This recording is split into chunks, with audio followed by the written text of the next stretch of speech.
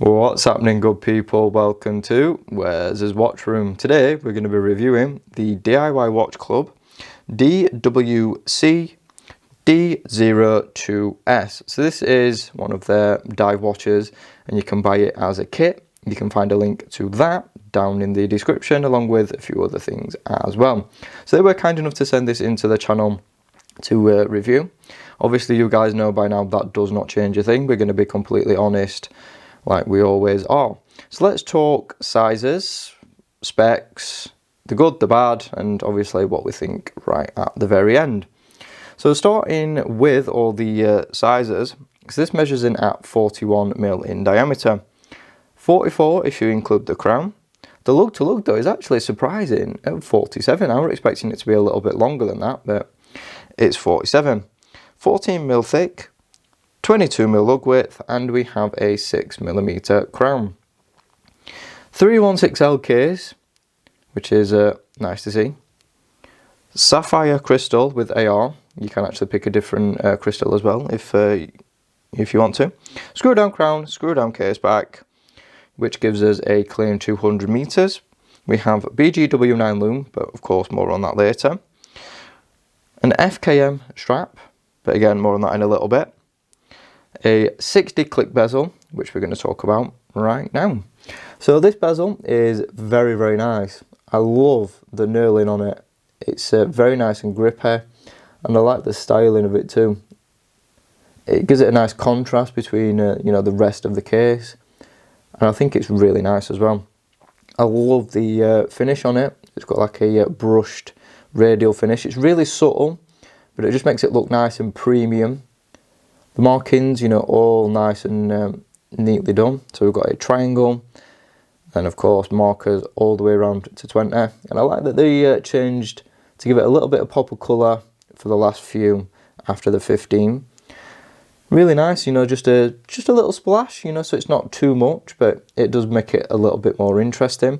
Again, you know, everything's really cleanly done, and the bezel action is very nice.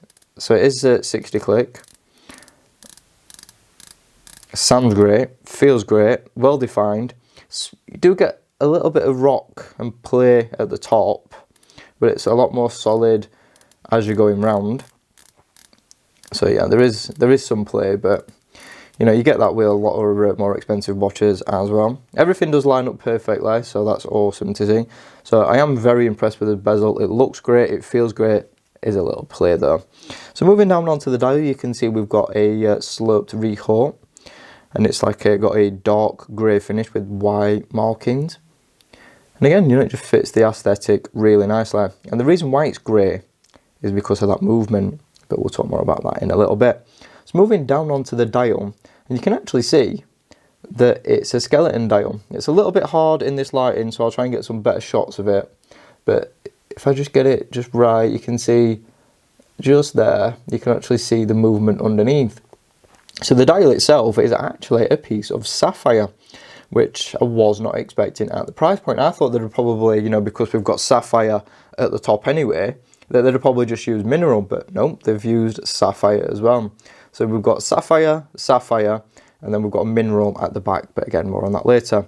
So we've got fully applied indices all the way around. So we've got a triangle, and then we've got circles everywhere else apart from at the 3, 6 and 9 where you've got a double baton layout. Very, very nice, high polished border, and the quality looks really, really impressive.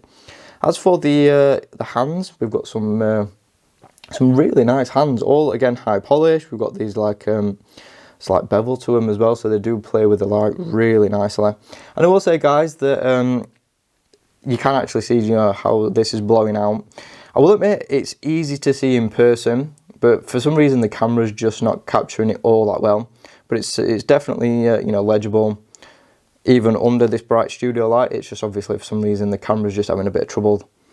Anyway, moving on. So we've got the applied D under there for the branding, and then we've got the model number under that. Automatic and water resistant printed on that sapphire. And again, really surprised that, you know, it's sapphire and sapphire. I thought they probably would have just done mineral, but you know, it's great. And I love the colour of that movement as well, but more on that in a little bit. So yeah, first impressions of it all, very nice. Everything looks really good quality. And yeah, very, very premium materials used as well. Case, again, very, very impressed. We've got some really, really good quality brushing, and it is super smooth. Very, very easily on par with some more expensive watches that I've had hands on with. And then we've got this really, really nice chamfer. You can just see there. Again, you know, it's a little bit hard to capture, so I'll get some better shots of that. But, you know, it's mirror polish, and it's very impressive. You can just see it, like, slithers just at the top, and then flares out just over the lugs. And I like as well that the lugs are flat at the end and brushed. But yeah, very, very impressive finishing from this. This side, you know, more of the same, apart from we've got some really beefy crown guards. And of course, that signed crown with a radial brush finish. I'm honestly very, very impressed with just the quality and the feel of this. Apart from that little bit of back play with bezel, it's a very, very solid watch. Then we take a look at that case back and we get a first look at the movement inside, but more on that later. So screw down, mineral crystal, and of course all that specifications and a bit of branding there as well. And that is the movement, but we'll not spoil that just yet.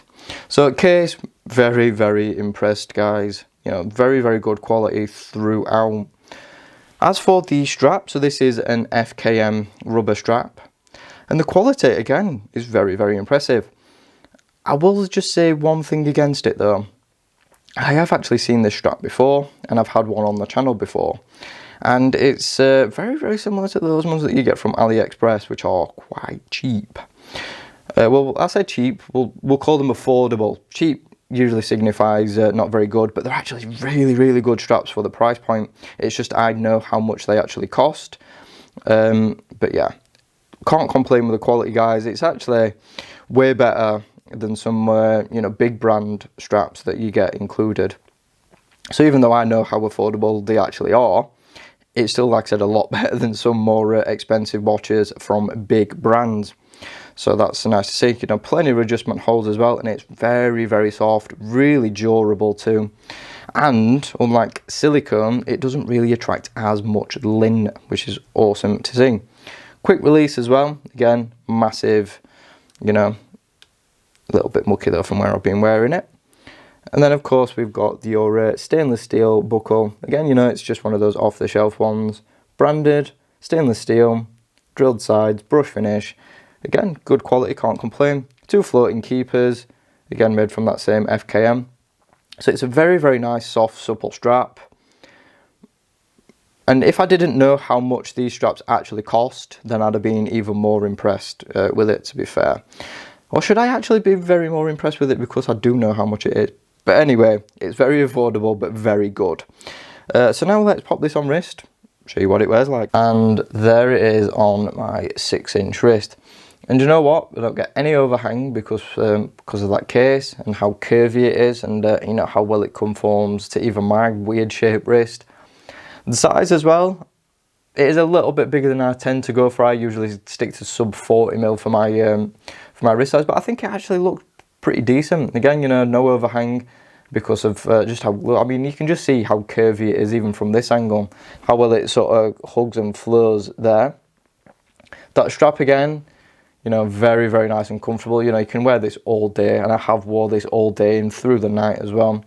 And even though it's, you know, it's quite a thick watch, because, you know, the profile of it hugs really well, it doesn't actually sit that, you know, that top heavy. You can just see I do get a little bit of a gap, but then again, I always do on my weird shaped wrist. But yeah, just look at that, it hugs so nicely. Again, you know, that strap, very, very comfortable. I'm on the last adjustment hole, so if you've got slimmer wrist than me, then you're going to need to look elsewhere. But yeah, very, very comfortable watch. And you know, the weight as well, even though, you know, it's a solid feeling watch, it never feels unbalanced or too heavy, because even though, you know, it's a little bit thicker, because of how it's profiled and how it's shaped, the weight of it seems to be really low down. And yeah, it just it wears really nice, feels balanced, and, you know, just well done. So comfort, can't really fault it. You know, do, like I said, get a little bit of a gap, but that's just my really weird flat wrist. But yeah, can't complain with the comfort, guys. So let's move on. So now we're going to move on to, of course, the movement. So this is using a Seiko NH72.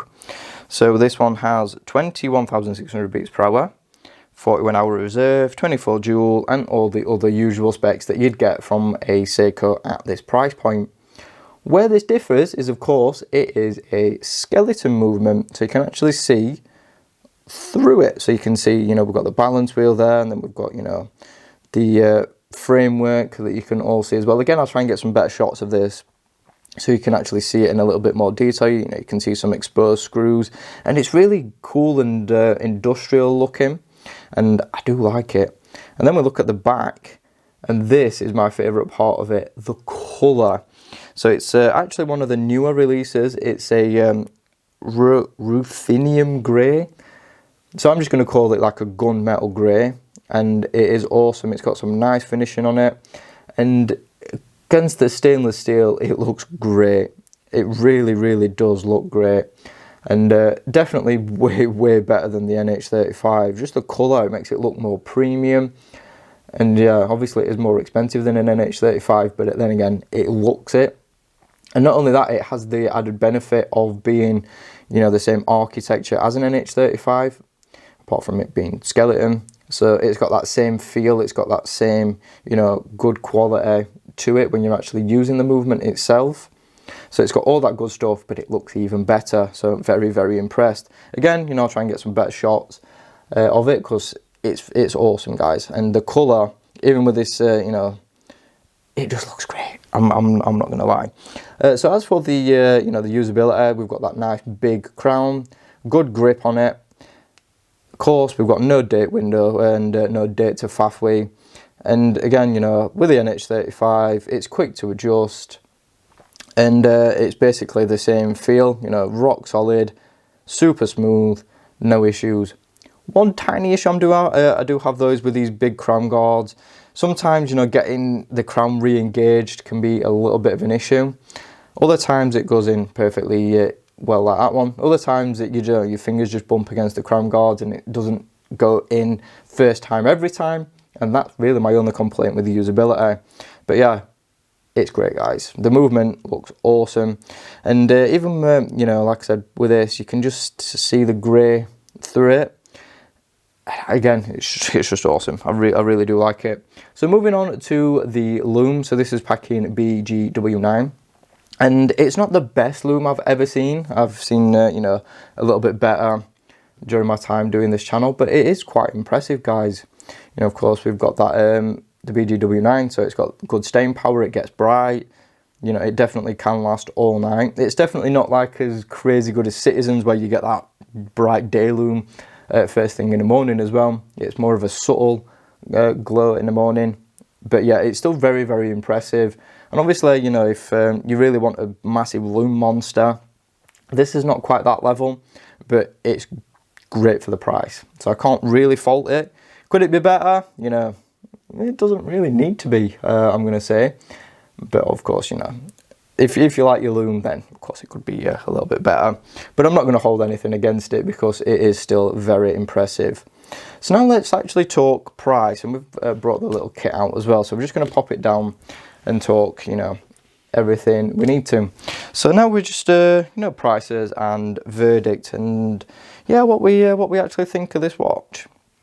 And I actually really like it, guys. You know, I think, you know, the build quality, the styling.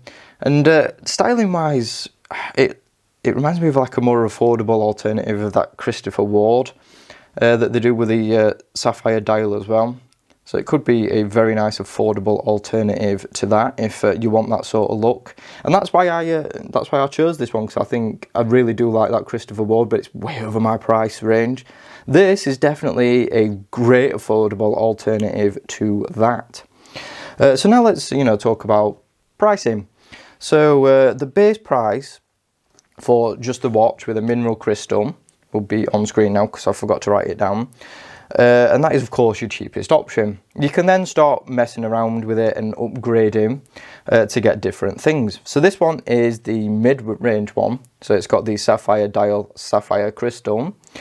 And Mineral price is £287, and you get that as well. Currently, that price is what it is because we're in a sale at the moment as I'm filming. Retail price is usually £358. The Sapphire is £308 currently, which I think is a fantastic price on sale. Usual retail is £383, which I still think is a pretty fair price. You can also buy the watch without this as well, and then there's a more premium option with a proper box instead of this PU one. But it depends what you want. If you've already got the tools, then, you know, just buy the kit, the watch. You don't need the you know, the tools as well. So it all depends on, you know, what you actually need and want. Like I said, if you've already got the tools, if you're a, you know, a hobbyist already that does make watches, then you're not going to need the kit. So you could just buy the watch itself. Or if you're new to the hobby and you've not got any tools, then, you know, you can get it with the kit. And if you've not seen the kit, I'll just give you a quick show now. It's really nice, and I love this PU leather. But again, you know, you get all the stuff, and it's all, you can see the unboxing where I go through every single piece that you get with it. But yeah, it's really nicely presented, and you know, again, it's just way nicer than what you'd get if you were, you know, looking to build a kit for yourself. Well, how it's presented, I mean, if you're buying a kit for yourself, then obviously, you know, there is that. But is it actually worth it? That's why we're here. That's why we've made it this far. Is it actually worth it? I'm going to say yeah. If you forego this and just look at the watch itself, then it's a great watch. Even, you know, disregarding everything else, it is a brilliant watch. The finishing is great. The build quality is great. Little issue with the bezel and just there being a little bit of back play. Sometimes a little bit of an issue again with the crown re-engagement, but other than that, I can't really fault it. I mean, the strap, yeah, I know where it originates from and I know how much it actually does cost to get, but that doesn't take away from the fact that, you know, Seiko's and Citizens and all that straps probably cost a similar amount and they're not as good quality. So, you know, take that as you will. The one I have here, you know, the Sapphire Mineral, I think again, you know, if you can get it at the 308 and even cheaper if you, you know, forego the kit, it's a great watch for a great price. Obviously, out of sale price at retail, I think it's still very, very fair price. It's not an amazing deal, but it's definitely not overpriced either. I think they've got the pricing spot on with it. So yeah, guys, you can find a link again to this in the description. A great affordable alternative, like I said, to that Christopher Ward, if you do like that one. Obviously, it's not going to break the bank as much as that one would. But yeah, great watch. You know, kit available if you do want one. Yeah, guys, I can't really say too much negative about it. So, hope you enjoyed this one, guys. Thanks for watching, and see you on the next one.